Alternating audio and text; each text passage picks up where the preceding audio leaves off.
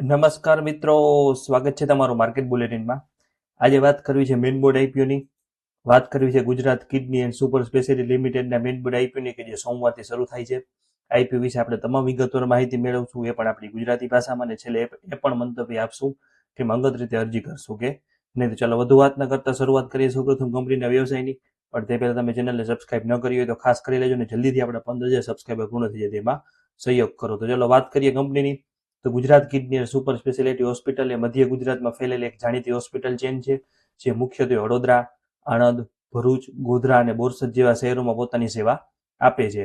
હાલમાં કંપની કુલ 7 multi speciality હોસ્પિટલો અને 4 ફાર્મસી ચલાવે છે, જેમાં દર્દીઓ માટે 490 બેડની વિશાળ ક્ષમતા ઉપલબ્ધ છે.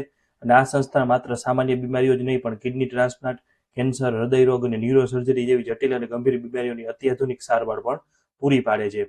હોસ્પિટલનો મુખ્ય ઉદ્દેશ્ય લોકોને ડાયગ્નોસ્ટિક રિપોર્ટથી લઈને દવાઓ સુધીની તમામ સુવિધાઓ એક જ સ્થળે સસ્તા દરે અને ઉચ્ચ ગુણવત્તા સાથે આપવાનો છે. આગળ વાત કરીએ કંપની વિશે, તો Gujarat kidney and super speciality hospital પોતાની ભૌગોલિક પહોંચ વધારવા માટે આણંદમાં અશ્વિની મેડિકલ સેન્ટર અને ભરૂચમાં હાર્મની મેડિકેર જેવી હોસ્પિટલો હસ્તગત કરીને સતત વિસ્તરણ કરી રહી છે.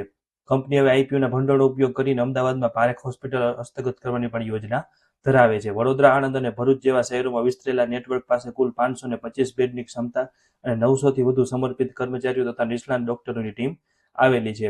ખાસ વાત એ છે કે કંપની 90% થી વધુ આવક સીધા દર્દીઓ અને ખાનગી વીમા દ્વારા આવે છે, જે સંસ્થા પ્રત્યે લોકોની વિશ્વાસ દર્શાવે છે. આયુષ્યમાન ભારત જેવી સરકારી યોજનાઓ સાથે જોડાઈ એ કંપની સસ્તી અને ઉચ્ચ ગુણવત્તાયુક્ત સારવાર પૂરી પાડે છે, જે મજબૂત મેનેજમેન્ટ અને સ્પષ્ટ વિઝન સાથે આ સંસ્થા હેલ્થકેર ક્ષેત્રે ઝડપથી પ્રગતિ કરી રહી છે. એટલે તમામ મિત્રોને લગભગ હવે કંપનીના વ્યવસાય વિશે ખ્યાલ આવી ગયો હશે. હવે વાત કરીએ ટાઈમ ટેબલની, તો 22 તારીખે શરૂ થશે, સોમવારથી 24 તારીખે પૂરો થશે.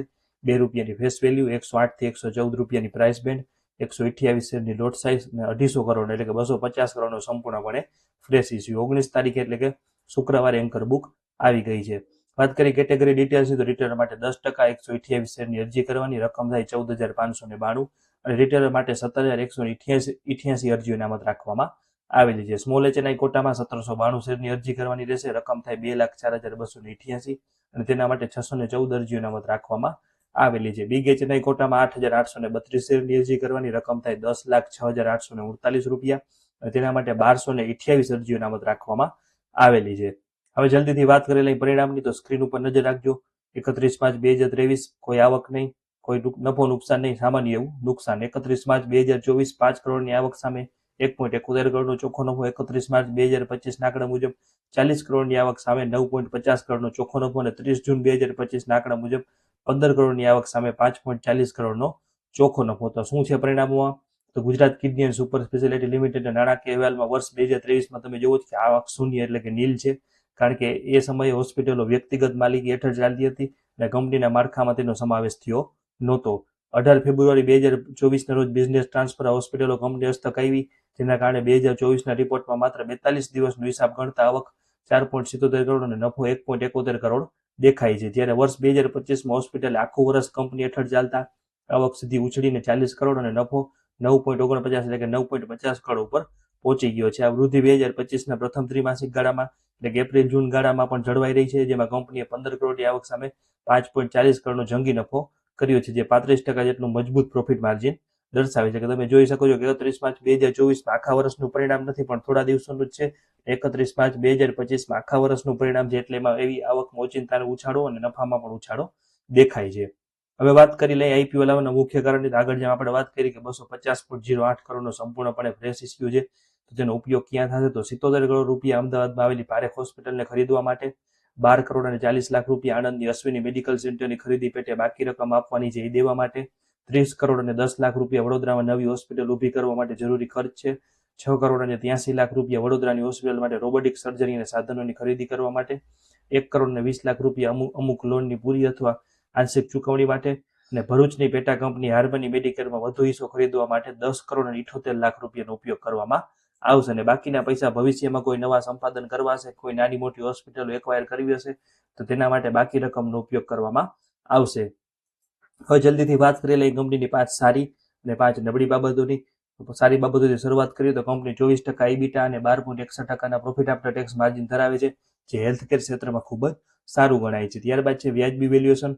પ્રોફોર્મા નફા મુજબ પી રેશિયો 27ની આસપાસ છે, હરીફી હોસ્પિટલો પી 38 થી 50 કરતા સસ્તો છે. ત્યારબાદ છે કંપનીનો ડેટ ટુ ઇક્વિટી રેશિયો માત્ર 0.22 એટલે કંપની ઉપર ખાસ કોઈ વ્યાજનો મોટો બોજો નથી.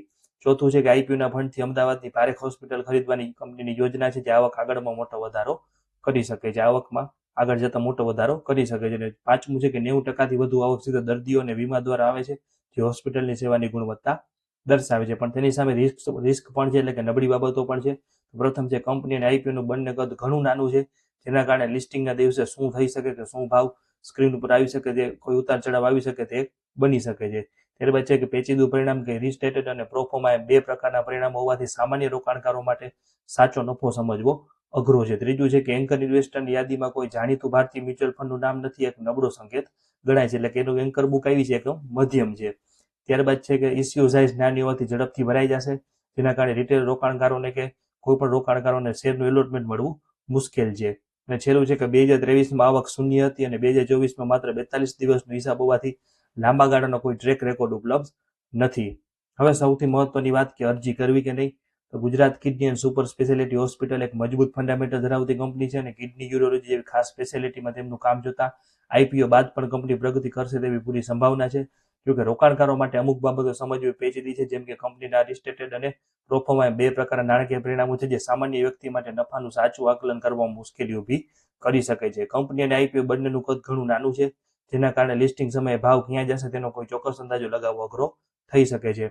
એન્કર બુક ઉપર નજર નાખીએ તો તેમાં કોઈ મોટી ભારતીય મ્યુચ્યુઅલ ફંડ કંપની નથી અને મોટાભાગના રોકાણકારો સામાન્ય શ્રેણીના અને થોડા ઘણા વિદેશી ફંડ પણ છે. આથી જે મિત્રો જોખમ લેવાની ગણતરી ધરાવતા હોય તેઓ લો રિસ્ક લો રિવોર્ડ સમજીને મર્યાદિત માત્રામાં અરજી કરી શકે છે. અંગત રીતે હું પણ જોખમની ગણતરી કરીને માત્ર નાની એક અથવા 2-3 નાની રિટેલ એપ્લિકેશન કરીશ, પરંતુ મર્યાદિત મૂડી ધરાવતા મિત્રોએ નાના અને અનિશ્ચિત આઈપીથી દૂર રહેવું વિતાવવા છે. ત્યારબાદ તમામ મિત્રો એક ખાસ નોંધાવી કે સ્ટોક માર્કેટમાં રોકાણ જોખમને આધીન છે. આ કોઈ ખરીદ વેચાણની સલાહ નથી કે ટ્રેડિંગ ટિપ્સ નથી. વિડીયો આપેલી માહિતી આરએચપી પરથી લીધેલી છે અને વિડીયો બનાવવા પાછળ અમારો કોઈ અંગત ફાયદો નથી. કોઈ પણ પ્રકારનું રોકાણ કરતા પહેલા કે આઈપીઓમાં એપ્લાય કરતા પહેલા આપણે નાણાકીય સલાહકારની સલાહ લેવી જરૂરી છે. તો વાત કરીએ આપણે Gujarat kidney and super speciality લિમિટેડના આઈપીઓ વિશે તમને તમામ વિગતવાર માહિતી આપી પણ આપણી ગુજરાતી ભાષામાં. છતાં કોઈ પણ પ્રશ્ન હોય કે કોઈ પણ માહિતી તમને ન ખ્યાલ હોય તો કોમેન્ટ સેક્શનમાં પૂછી શકો છો. અને ખાસ આપણા ઇન્સ્ટાગ્રામના પેજને પણ ફોલો કરી લેજો, તેમાં આપણે સરસ મહત્વના ટૂંકમાં અપડેટ પણ પોસ્ટ કરીએ છીએ. જોડાયેલા રહેજો. આભાર.